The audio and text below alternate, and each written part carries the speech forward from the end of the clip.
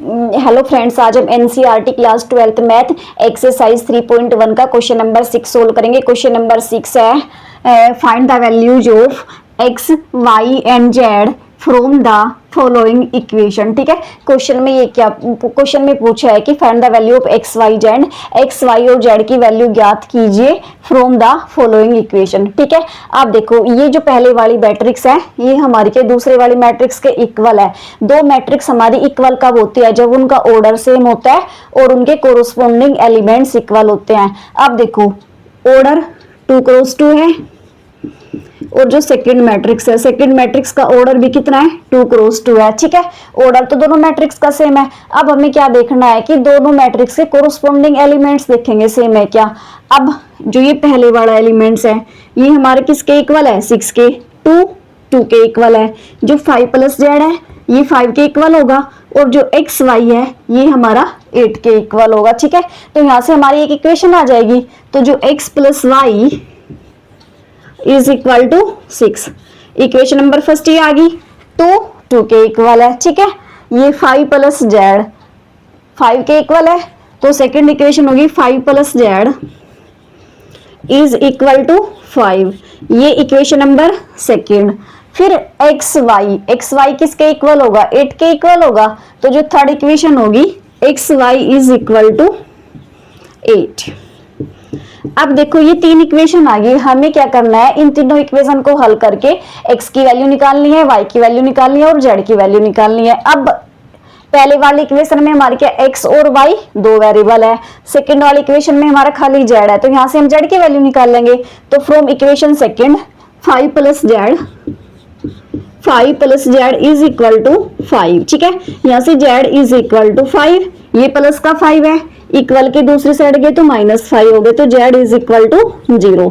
जो z की value होगी वो 0 के बराबर होगी। अब देखो z तो निकल गया, सेकंड हमें क्या निकालना है? x निकालना है और y निकालना है। अब एक इक्वेशन तो x plus y is equal to 6 है और दूसरी इक्वेशन क्या है? X y is equal to 8 है। तो हम क्या करेंगे? इक्वेशन फर्स्ट से या तो x की वैल्यू निकाल लेंगे या फिर y की वैल्यू निकाल लेंगे और इक्वेशन नंबर थर्ड में पुट कर देंगे। तो फ्रॉम इक्वेशन फर्स्ट y निकाल लेते हैं, y is equal to 6 minus x और पुट इन थर्ड।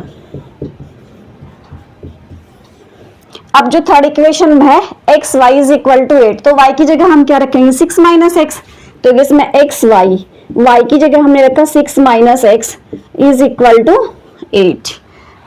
x की अंदर मल्टीप्लाई, x की पहले 6 के साथ मल्टीप्लाई, फिर x की x के साथ मल्टीप्लाई। जब हम x की 6 माइनस एक्स के साथ मल्टीप्लाई करेंगे किसके बराबर होगा? x की 6 के साथ 6x माइनस x की x के साथ मल्टीप्लाई x स्क्वायर प्लस का 8 है, बराबर के इस साइड लेके आए तो माइनस का 8 हो गया। अब देखो ये यहाँ पे क्वाड्रेटिक इक्वेशन आ गई, मैं इसमें से क्या माइनस कॉमन ले लूं तो एक्स स्क्वायर माइनस के 6x। तो जो हमारी इक्वेशन निकल के आई ये इक्वेशन निकल के आ गई एक्स स्क्वायर माइनस के 6x plus 8 is equal to 0। Quadratic equation है, 8 के ऐसे फैक्टर करेंगे जिनको ऐड करके हमारा 6 आता हो। 4 मल्टीप्लाई 2 तो इसके फैक्टर कितने हो गए? एक्स स्क्वायर माइनस के 4x माइनस के 2x plus 8 is equal to 0।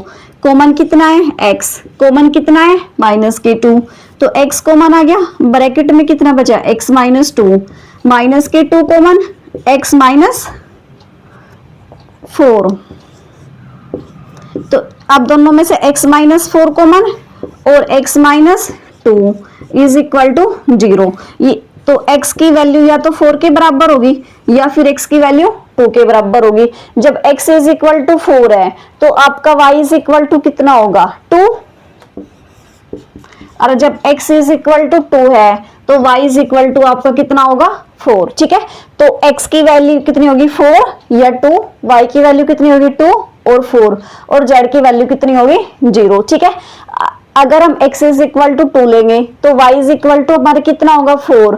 अगर x इज इक्वल टू हम 4 लेंगे तो y इज इक्वल टू कितना होगा? 2 और z इज इक्वल टू 0।